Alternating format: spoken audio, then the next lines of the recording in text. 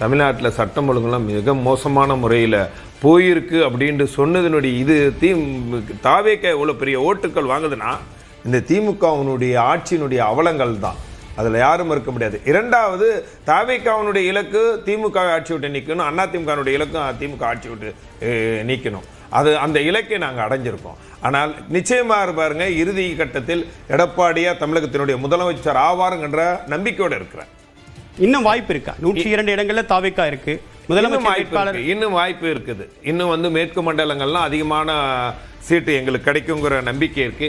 இன்னொன்று இது தாவேக்கா வெற்றி யாருமே எதிர்பார்க்காத வெற்றி. யாராவது எதிர்பார்த்த பத்திரிகையாளர்கள், நெறியாளர்கள் யாருமே எதிர்பார்க்காத வெற்றி தான் இந்த வெற்றி.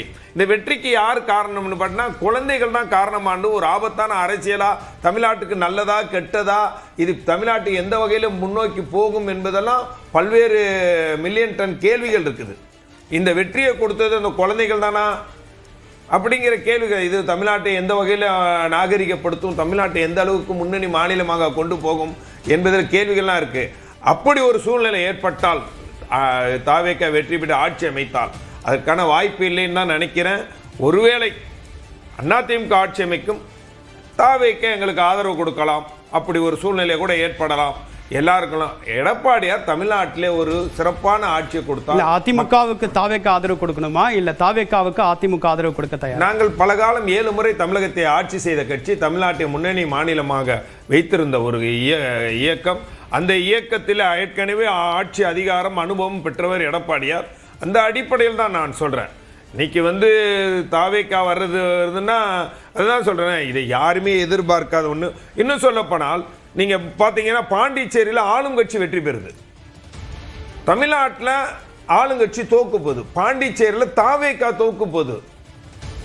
இப்போ என்ன இதுல மனநிலை என்ன தெரியுதுன்னா, அங்க இருக்க ஆளுங்கட்சி சிறப்பா செஞ்சிருக்கு, இங்க இருந்த ஆளுங்கட்சி மிகப்பெரிய தோல்வி அடைஞ்சிருக்கு.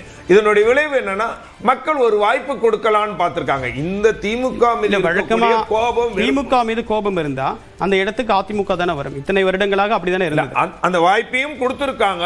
ஒரு சிலர் அதிகமா தாவேக்கா கொடுத்திருக்காங்க. சரி, புது பிளேயர், 60 வருஷம் இவங்க ஆட்சி செஞ்சிருக்காங்க, 2 கட்சிகளும், நம்ம வாய்ப்பு கொடுக்கலாம்னு கொடுத்திருக்கலாம்.